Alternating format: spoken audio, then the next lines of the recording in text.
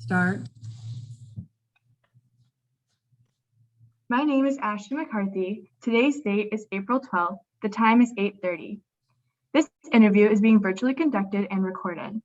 I'm interviewing Mark Gilbert, who was born on June 12, 1969, in Birmingham, United Kingdom, and served in the British Army between 1989 to 2014. Mark Gilbert was a warrant officer Class 1 in the Corps of Royal Electrical and Mechanical Engineers and served as a light vehicle mechanic. This interview is being sponsored by the Bell Tower Memorial. All right, so to start off, just tell me about when you first joined the military. Gotcha. So where I came from back in my hometown, there was very little job opportunities. You either went into a factory or heavy industry, and I knew from an early age that that wasn't for me. So after a couple of years in boy cadets from school, I knew that the military was for me. It would give me life experiences. It would give me a trade, which would help me out through later life. And it would give me opportunities to travel, meet people. And I just knew. I knew from an early age, through my teen years, that I wanted to be in the military. How long and what exactly, I didn't know, but I knew it was going to be for a while. So that was it. I was going to be military. I just knew it. And it served me well. I think I did a good job. I hope I did a good job. And it set me up. It set me up well for later life. I really enjoyed it. Yeah. What was the training like? Like, what was like a typical week or day for you? You go through several phases of training.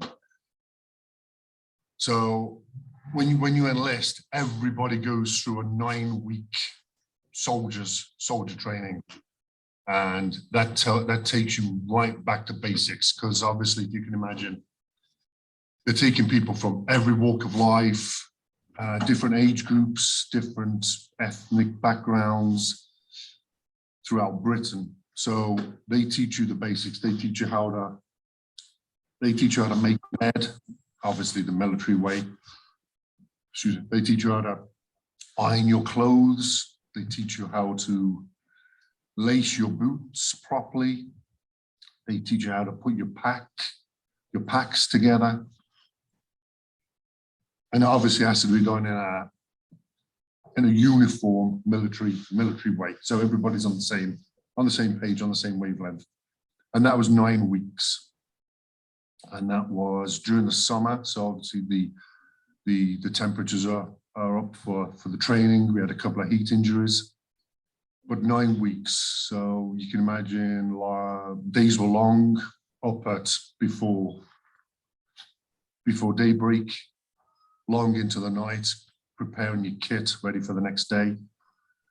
But there would be some fitness training, some classroom training, some field work with weapons, some range work, and just all aspects of, and it is basic military training, just to get you set up for your next phase. So, and I was lucky, I passed out that phase as best recruit. So I did maybe better than average where they were expecting for your field work, your classroom work, how you presented yourself, how you carried yourself. And as silly as it seems, those couple of years in the cadets, the boy training, that served me well. And the instructors knew that I'd had some previous military training. So they took that on board. So I passed out of my basic soldier training as best recruit back in the summer of 1989. And from then on, you have a couple of interviews with the tradespeople, and they found out that I wanted a trade. I didn't just want to be a grunt soldier. So the next phase of training was trade training. So you went to another school And my trade training was around 6 months as a vehicle mechanic. Again, time in the garage on the vehicles, time in classrooms, and some practical tests, some theory tests. And that lasted around 6 months. And from then on, you go to your first unit. And then depending on your trade scores and how you did at trade school, depending on which pick of the units you got. So training for me first on was what, 9 weeks and 6 months. So eight to 9 months got me to my first unit. And I think it set quite well, but you are a basic soldier. You're a basic soldier and you're a basic tradesman. And when you get to your first unit to carry out your job, the guys know that, they appreciate that. So they don't expect too much from you. But you're learning all the time. Yeah. Yeah. Like, I mean, did you continue to learn, like, you know, as you kept serving, like, were there new things that you would have to learn? Yeah. New vehicle platforms come in, so you get to learn those. You go to either the trade school that you learnt your basic from, or you went to the actual manufacturer of the vehicles. If there was program set up, you could go to whoever made the vehicles and put that vehicle into service, and they would give you maybe and it'd be short and sharp, because you just have to learn the basics of how the vehicle works. And as you progress through your military career, you gain a thing, it's called general engineering practices. So a vehicle is a vehicle. It has an engine, a transmission, brakes, wheels. It's just the specifics of that vehicle that you have to learn. So you don't have to learn everything from scratch again. You just apply general engineering principles and just the specifics of that vehicle platform. Like I say, you could find yourself working on a generator one day, fixing a generator, a power generator, a lighting kit. You could be on any type of vehicle that your unit has. And if you felt the need for some extra training, you just went to your superiors and said, I feel I need to get more experience or more training in this. And if the opportunity presented itself, they'd send you away. Another thing with some units, we'd get the vehicle manufacturers to us, because the vehicle manufacturers don't know everything. There's still some teething problems or some issues with the vehicle platforms, and us as the users and the maintainers, we'd identify those problems that they'd probably never even heard of or never even encountered. So some instances, they would come to us to see their vehicles being used on the front line, as it were, because some drivers are not the best, and some operators, you know, they kind of beat up their kit. So we'd bring them to us and say, listen, we've encountered this problem, or we've encountered this issue. They'd take it back to their people. They'd run some options. And it was a good experience for them and us. So always training. Yeah. So I mean, I guess on the same kind of topic of the different vehicles, was it hard to get used to American vehicles once you moved to the US, or was it kind of like similar? Yes, over here you use automatic transmissions more than we do in the UK. We use manual transmissions a lot. Mm-hmm. So that's been a learning curve. But like I say, general engineering practices, a truck is a truck. Like the trucks I work on now for my second job, I call it. Wheels, brakes, hydraulics, it's all, once you've got that grounding in training, then you just have to worry about the specifics of it all. Right. Yeah. I mean, makes sense. Yeah. So I guess taking a step back, where were you first sent once you finished your training? I got sent to a unit in Germany. Okay. So it was called the Royal Irish Rangers, and they were an infantry battalion, but they were mechanized. So they had some very old pieces of kit from the Dark Ages. Some of these bits of kit hadn't moved in quite a while, because whatever their mission was at the time depended on what vehicles or what training they did. And they had some garages full of vehicles that hadn't moved in a while. So then you go back to your instructors at trade school and say, I've just encountered 30 vehicles which haven't moved in a while, and I've got some problems with these and this. But my first unit in Germany, they were a good bunch of guys. I didn't touch vehicles that much when I was out there, because obviously their mission and role, they were training for Northern Ireland when I first got out there. And luckily I managed to get some of their training and actually deploy to Northern Ireland. And as you can imagine, there's not much use for the vehicles that we had out there on the streets of Northern Ireland. It was all foot patrols. So yeah, here's me thinking, great, I've been to trade school for 6 months. I'm going to fix vehicles for the next 3 years. No. Yeah. I was in Northern Ireland for 4 months, and then as soon as I got back from that, I went to Iraq for the first time. So as you can imagine, for the first year and a half of my time in Germany, I hardly touched their vehicles. Yeah.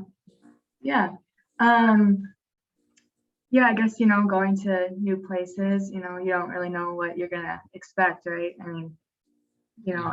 Was every country kind of different, like having to adapt, or were some of them kind of similar in a way, or what was that like? I moved every 3 years. Okay. That was my tour duty, and I got assigned. They called them postings, but then they changed to assignments. I got posted to a different unit every 3 years.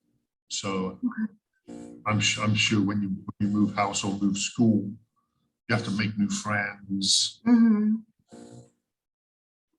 And it was tough. It was tough. It was okay back in the day, because I was a young single man. So I got to experience new places, new friends every 3 years. I got to travel. I got to see new people, new experiences, and it was a shock to the system turning up to a new place, because you spend 3 years trying to make friends. You got used to the vehicles that you were working on, Right. to the unit that you were with. Obviously, they've got different personalities and different characteristics.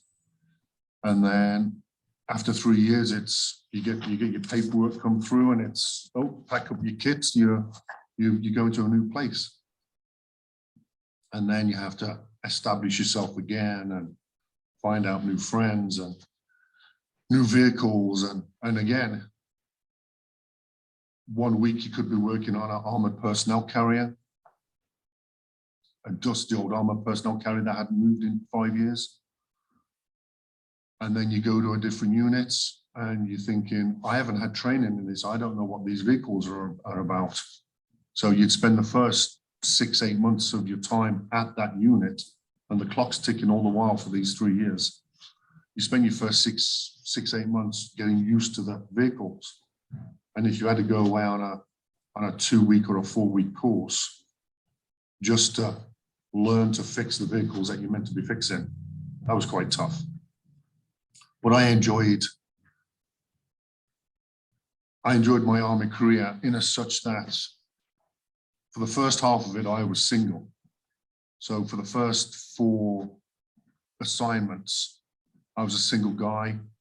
I just had a couple of backpacks worth of kit and equipment. And I think it was 12 years in. Then I got married, and that's when that's when different issues start. Because then you have to get a house. Then if you get 4 walls, you've got to fill 4 walls, and it's different moving as a single man than as a married man. Yeah. It's a lot more problem, a lot more issues. Yeah, I bet. Yeah. So I guess, on the topic of, going to different countries and different areas, like, was it like, was it like, was it hard to adjust to the different climates then, as you were moving? Because, obviously they're going to be a little different, but were there like specific areas like that you were like, oh my gosh, like, this is just ridiculous. Like, it's so hot, or oh my gosh, it's so cold, or, the weather sucks here, I never let the weather bother me. I could adapt because you can't change the weather. The only thing you do is sit back and grumble and moan about it. So you're never going to change the weather. So you can either get on with it or hide yourself in a corner. And that was the mindset that I had. And whether it was 140 degrees in the desert or -20 in the forests of Germany, you just got to get on with it. I was always of a mindset as you got to get the job done. You got to achieve your commander's mission, and you've got to get the job done. I've served with guys that couldn't handle the weather. They'd have heat stroke. They'd have heat stroke today. And there was always cold weather injuries, but your training and your preparation set yourself up for that. And as I said, you could either grumble, moan about the weather, or get on with it. You knew what you were going to do. And it's how you prepared yourself for that. If you had the right kit and equipment, again, down to your training. And I never let the weather affect me. I always embraced the weather. The forests, the jungles of Belize, again, hot and humid. And I liked that. I got a free suntan. That's the way I looked at it. If I was going to the sun, I got a free suntan. If I got to go to cold weather, I'd get some really nice cold weather kit, which I've still got in my garage now. Yeah. I mean, living here in Wisconsin, you never know what's going to happen, but, Exactly. and I will complain sometimes, but, having that great mindset, I'm sure that helped a lot. At the end of the day, you just got to get on with it. Right. Like you said, get the job done. So what was it like having to parachute into areas that needed vehicles to be like repaired? Like, what was that like? Like jumping, I mean, that's just insane. No, I only did that on a training environment. I never actually did that in a conflict situation. Okay. I would have loved to. I was trained for it, and I served with guys that did, and they thoroughly enjoyed it. But you just have to pack your kits accordingly. You knew what your mission was before you set off. And again, parachute training, that was a year, at least a year. I've spoken to some of your guys over here. Your parachute selection over here is just you turn up a parachute school. That's not what it's like in the British military. It's at least a year just to get in the door. And you have to have written commendations, because to serve with my airborne forces is a privilege. It's an honor. So you have to be recommended. And that guy's recommendation follows you through airborne training, parachute training. And if anything happens to you, if you fall off or run, or if you don't exit the airplane on time, it reflects badly on the person that recommended you. So they're not going to give your name lightly. No, they're not going to give their name lightly, because it would carry on with them. So to serve in my airborne forces is a high honor. And I was looked at for at least a year. before I even got to parachute training school. And then it's training at least 6 months, of running and carrying heavy kit and equipment. It was actually a relief to get to parachute training school because it's run by the Air Force and they're a bit more laid back in their aspects in their approach to training. And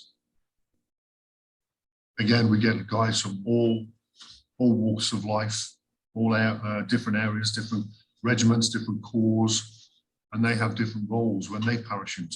So I'll be jumping alongside a medic, and his pack would be full of medical equipment.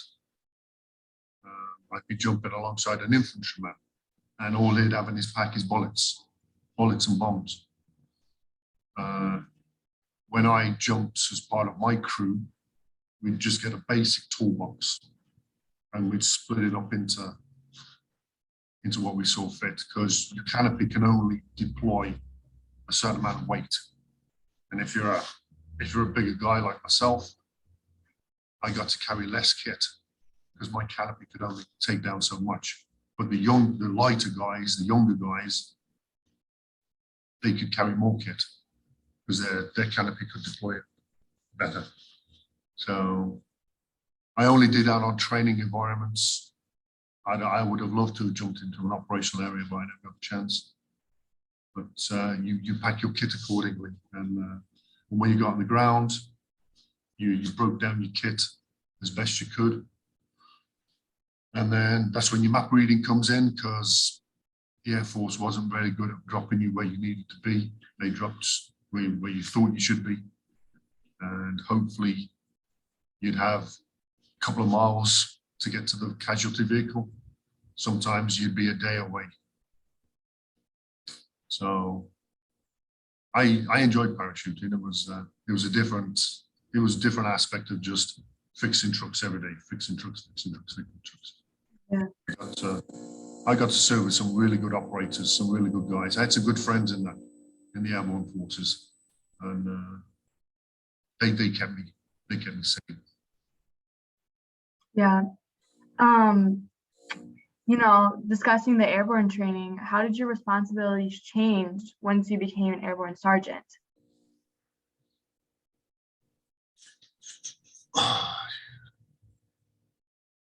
I would say that when I served airborne, that was probably one of the best times of my military career. I was only airborne, actually serving airborne for maybe 4 or 5 years. I went back to school after that for management, but serving with airborne was one of the highlights of my career. I was a corporal for most of it, and most of my guys will say a corporal is the best rank in the army because you're slightly better treated than the lower ranks, but you don't have the responsibilities of a sergeant or a senior rank. But I picked up sergeant to go back to school, so I was a corporal. I was a full corporal as an airborne soldier, which I really enjoyed. And you get looked at differently. You get looked at with a little more respect when you wear the airborne wings.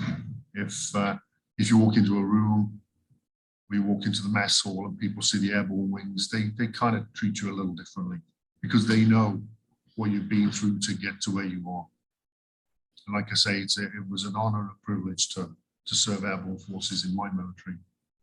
And people knew that, and you carried that with you. Yeah, that's awesome. So I guess taking a little bit of a shift, what was it like to be in the Queen's Guard?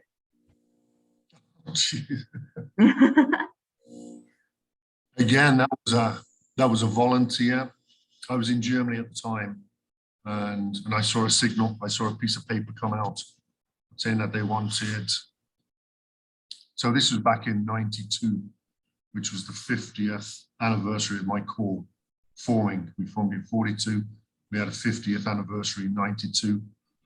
And the powers that be decided that we could have 1 month to guard the Queen at Buckingham Palace. So again, train. So I thought, what's the worst that could happen? And I was always kind of smart and soldier-like, and I know how to polish boots, but these guys took it to the next level. So again, training. I reported to school. I went to the location, and we drilled up and down that square for weeks. And I always thought I could march and do all that marching stuff, but it got tiresome, 8 hours a day for weeks and weeks on end. Well, you had to get it right. And people got let go over the course of the training because their standards weren't that good. And just weeks and weeks of pounding up and down that square. And then the guys from London came down, the actual guys with the big bearskins on their heads. They came down to have a look at us because we had to have their seal of approval. Because obviously, again, they're not going to let a bunch of yobs guard the Queen. And like you say, you're being looked at by thousands of people per day. I don't know if you've ever seen the pictures of changing the guard at Buckingham Palace. It's quite a big tourist event. So your drill had to be spot on. And I liked it. I liked the regimental nature of it all. And it was a far cry from fixing trucks and being up to your elbows in grease and oil, and I really enjoyed it. And like I say, I've been in 3 years by then, 2.5, 3 years by then. I was coming up to the end of my first tour. I'd already been to 2 war zones, well, 2 conflict areas by then. So I was quite established in my unit. And this opportunity came up, and at that time I had a relationship in London. I had a girlfriend in London. So I thought, well, I'll get some time in London. I'll get some free time in London. So, and that's the thing with military, you have to make the best of a bad thing. Like I say, with weather, look for the brighter aspects of it all. And I really enjoyed going back to London because it got me some time, like I say, with my girlfriend at the time. And we were in London for a month. And thankfully my skills and expertise, I got Buckingham Palace. Then somebody got other people got Tower of London, which again is a whole new place to be. And what else did we do? It's Clarence House, where the Queen Mother used to live when she was alive. But Buckingham Palace was the peach, and that's the one I got.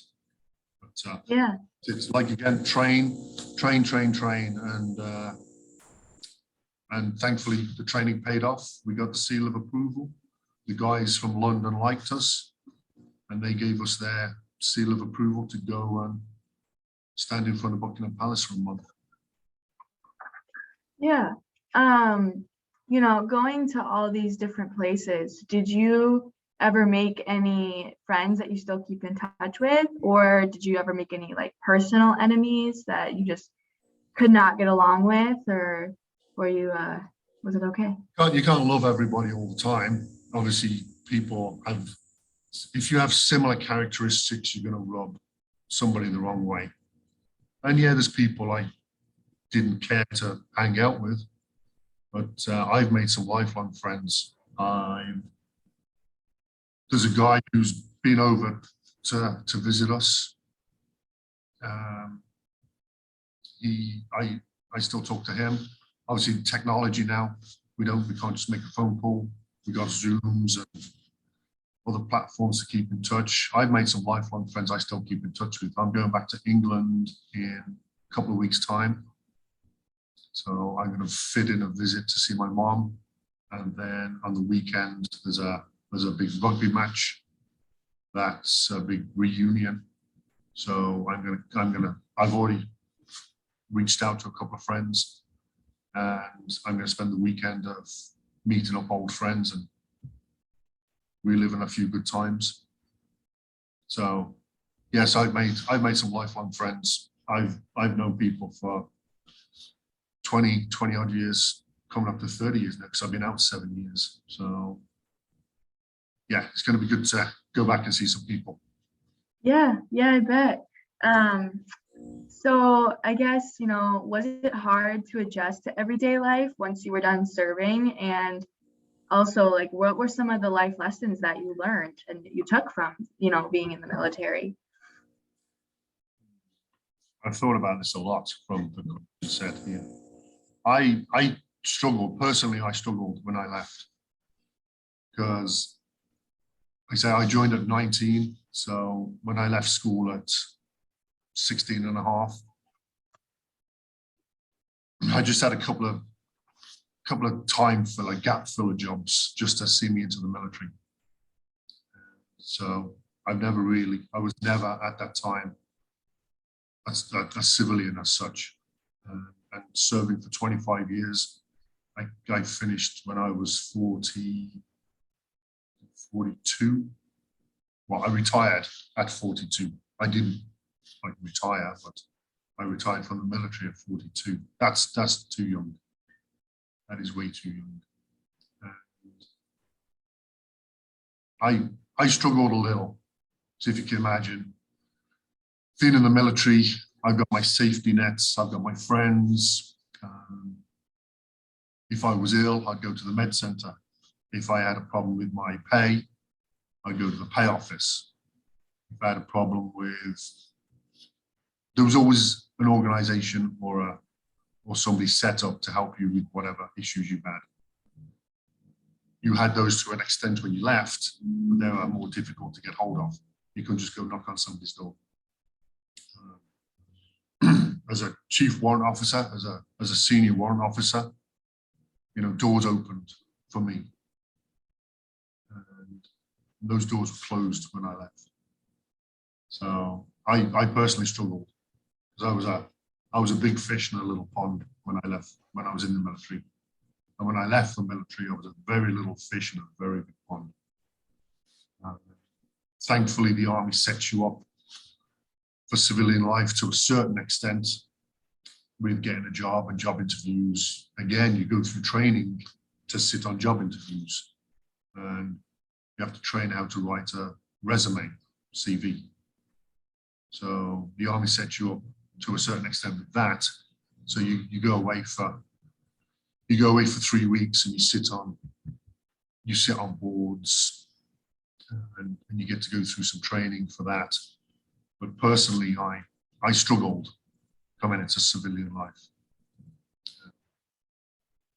But I had a good network of friends. So there's always somebody to talk to.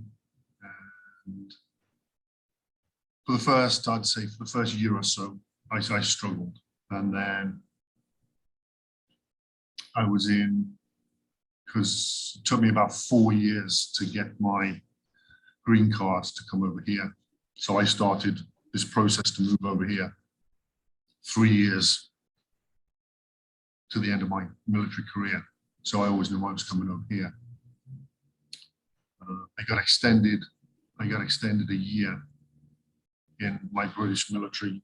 So I sent my family over here. So I was a single man in York for a year, which was nice. And I set up over here. So not only was I a ex-British serviceman in my own right, I was an ex-British serviceman in a foreign country. So it took me a couple of months to find a job, but I found some good people to help me out. Personally, I struggled with yeah, I mean, you don't lose your friendships, but you lose those ties. But you find new friends, you find new people, and you learn to carry on. Again, with anything, you can either adapt and get on with it, or you can let the circumstances take control of you and get the better of you, and then it's a deep rabbit hole after that. Yeah, yeah. Well, in closing, this has been an interview of Mark Gilbert, who served in operational deployments in Northern Ireland, Iraq, Bosnia, and Afghanistan. My name is Ashleigh McCarthy. The time is 9:06. Thank you so much for agreeing to this interview. And most importantly, thank you very much for your service. And thank you for taking the time to speak with me. Of course, of course.